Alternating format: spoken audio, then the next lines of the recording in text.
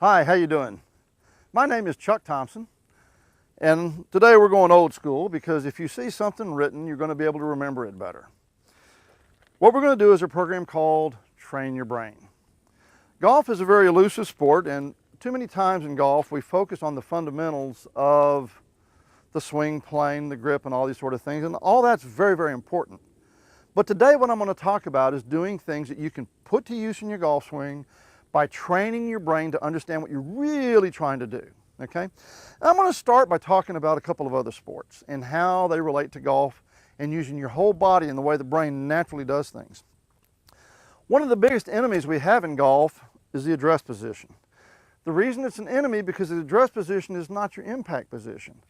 Other sports have what they call a ready position. So if I'm a tennis player and I'm in a ready position, when that ball comes at me, I'm going to turn, I'm going to set my hips, I'm going to set my weight, and when that ball comes through, I'm going to turn my hips through, I'm going to come through with my elbow, my wrist remains cocked, and I come through like that. So the tennis swing is something like that, okay? Our brain is naturally using our whole body. If I take a baseball and I'm going to throw a baseball, the first thing I'm going to do, I'm going to cock my shoulders, which is very much like a golf swing. I'm going to cock my shoulders.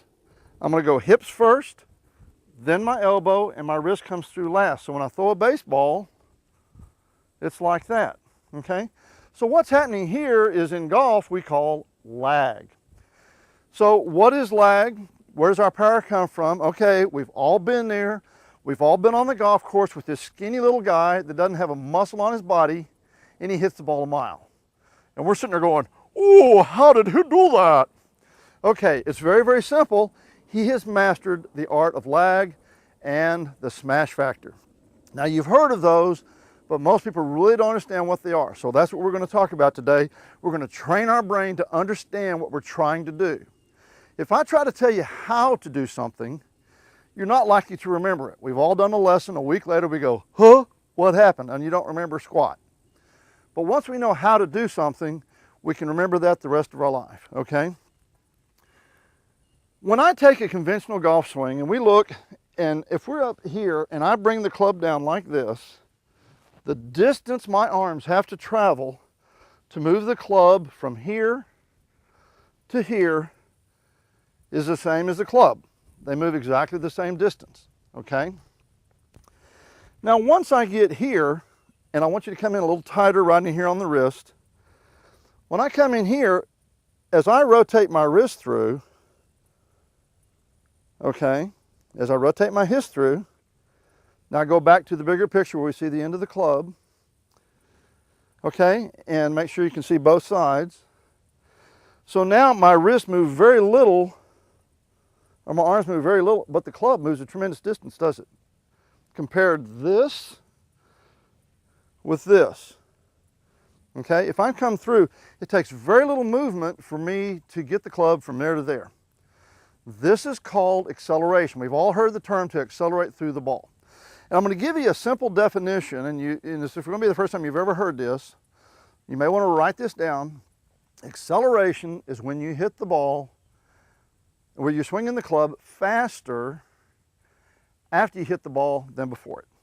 I'm going to say that again. Acceleration is when you're swinging the club faster after you hit the ball than before it.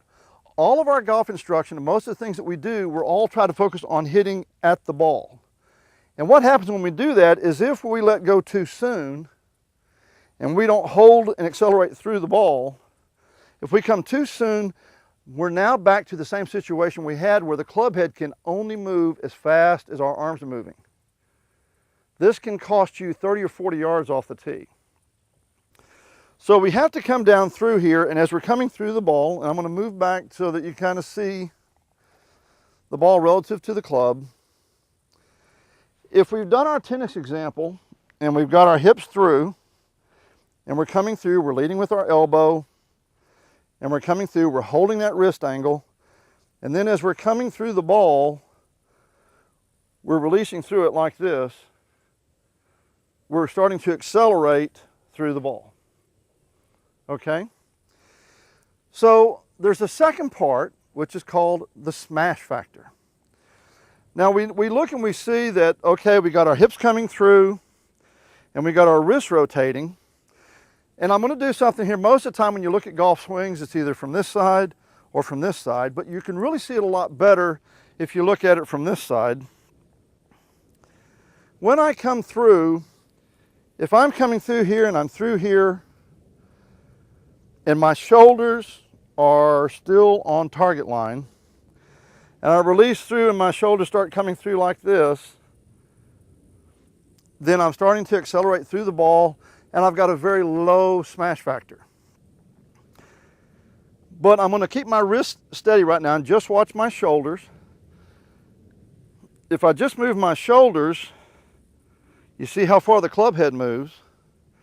So if I combine, and this is what's called tempo and rhythm, this is what's really happening. When I come through here, as I'm releasing with my wrist, I'm also bringing my shoulders through here. I'm really going to get a very powerful smash factor. I'm super accelerating through the ball. And this is why when you watch guys, it doesn't look like much is happening. Because when they come through, that looks very slow, but there's a tremendous amount of power that's happening when I get right here and I'm coming through. Now there's a golf magazine, I can't tell you which one because we can't say names, but they have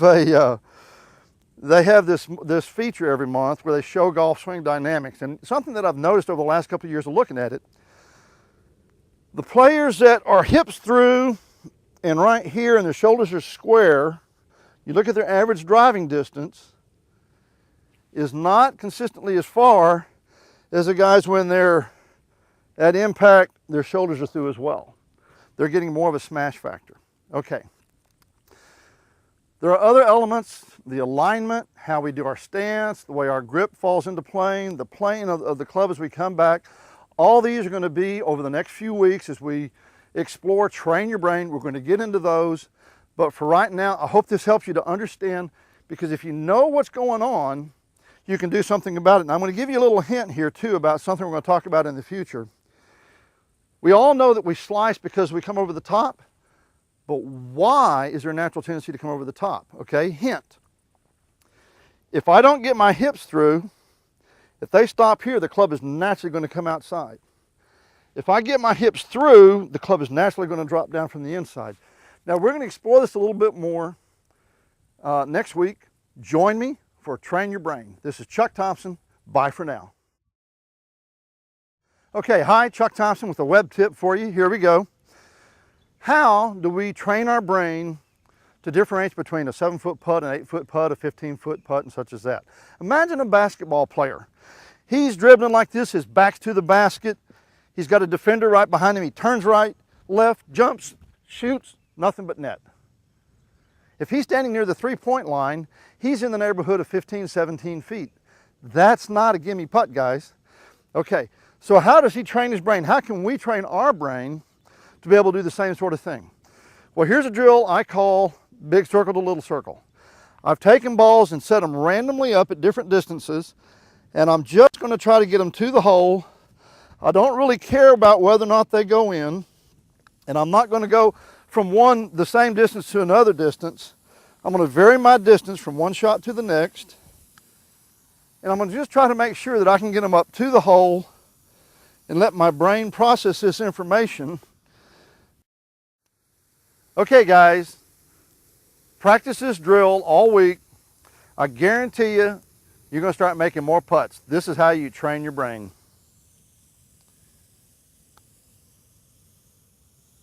Oh, put the other one in. That was great.